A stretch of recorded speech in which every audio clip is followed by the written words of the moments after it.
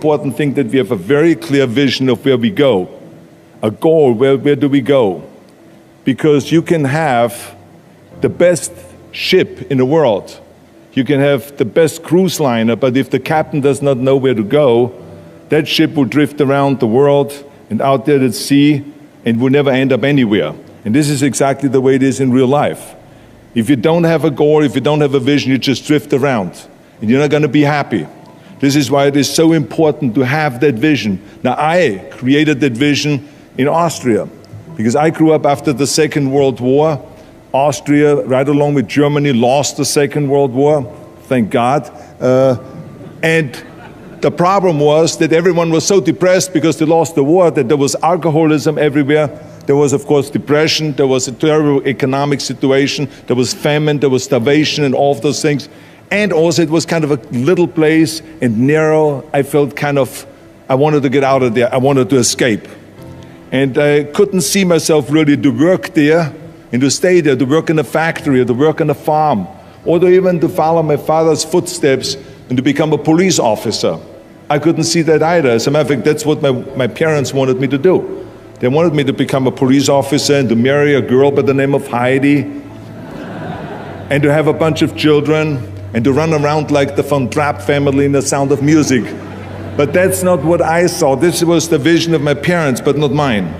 And luckily, one day in school, I watched a documentary about America. And I found myself, I knew exactly that is where I wanted to end up. I wanted to be in America. Everyone has a problem with time. But the day has 24 hours, and we sleep 6. Now, I know there's some out there that say, whoa, I need 8. Well, I say just sleep a little faster.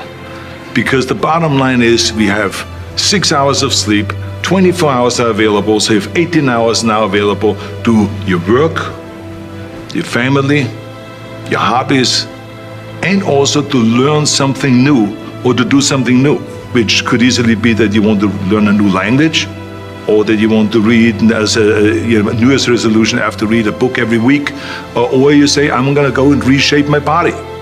So you're going to go and take this hour out of your schedule and say, I'm going to train an hour every day.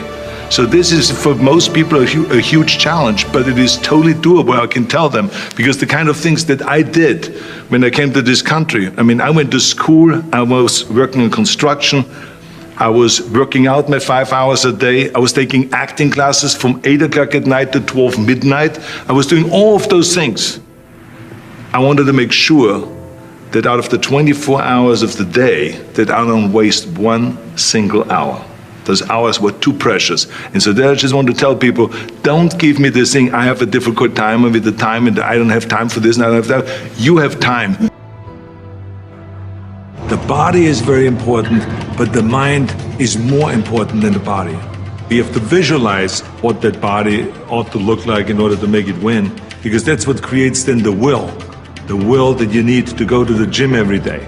The will that makes you go into the 4 reps, the will that makes you go beyond and you do your 500-pound reps in the squats and you can't do another rep and your body is shaking. It's the will that makes you go one more time down and struggle up one more time.